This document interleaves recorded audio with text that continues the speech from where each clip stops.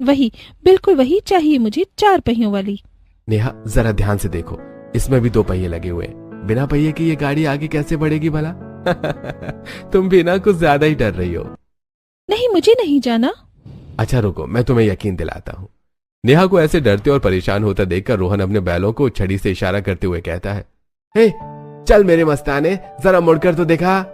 ऐसा कहते ही बैल रोहन की बात समझ जाते हैं और जिस दिशा में उन्हें जाना था उसी दिशा में पीछे की तरफ मुड़ जाते हैं। ये सब देखकर नेहा बहुत हैरान हो जाती है।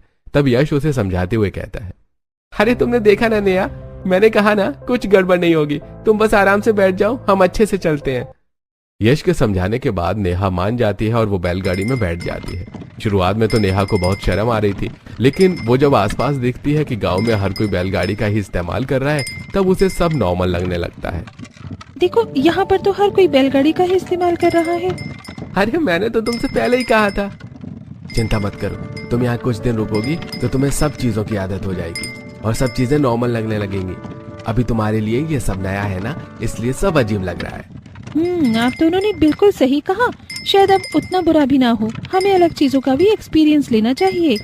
नेहा के बस इतना कहने की ही देरी थी कि तभी थोड़ा आगे एक ऊबड़ खाबड़ रास्ता आता है, जिसकी वजह से बैलगाड़ी में बहुत ज्यादा झटके लगते हैं। इन सब की वजह से नेहा को बड़ा गुस्सा आता है। ये तो बड़े अजीब तरीके से चल रही हैं, कितने ज्यादा धक्के लग रही हैं। ओहो, अभी मुझे सब ठीक लगने लगा था, लेकिन अब नहीं लग रहा। अरे कोई बात नहीं, तुम्हें इसकी भी आदत हो जाएगी। उन्हें चलते हुए काफी देर हो गई थी, लगभग 1 घंटा होने वाला था। नेहा पहले ही सफर में बहुत ज्यादा थक चुकी थी और इतनी देर बाद भी वो जब घर नहीं पहुंचे तब परेशान होते हुए नेहा कहती है, आखिर हम कब तक घर पहुंचेंगे?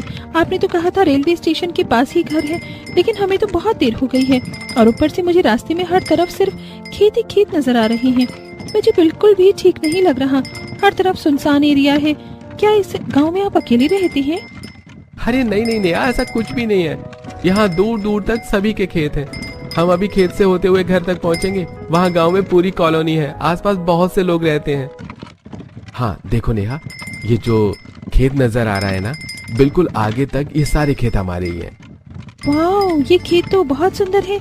यहाँ हर जगह सिर्फ हरियाली ही है। मुझे ये नज़ारा बहुत अच्छा लग रहा है। रुको, मैं कुछ पिक्चर्स क्लिक कर लेती हूँ और वीडियो बना लेती हूँ। नेहा उन खेतों की वीडियो बनाने लगती है और कुछ पिक्चर्स भी क्लिक करने लगती है। नेहा के लिए ये एक्सपीरियंस बिल्कुल अलग और नया था।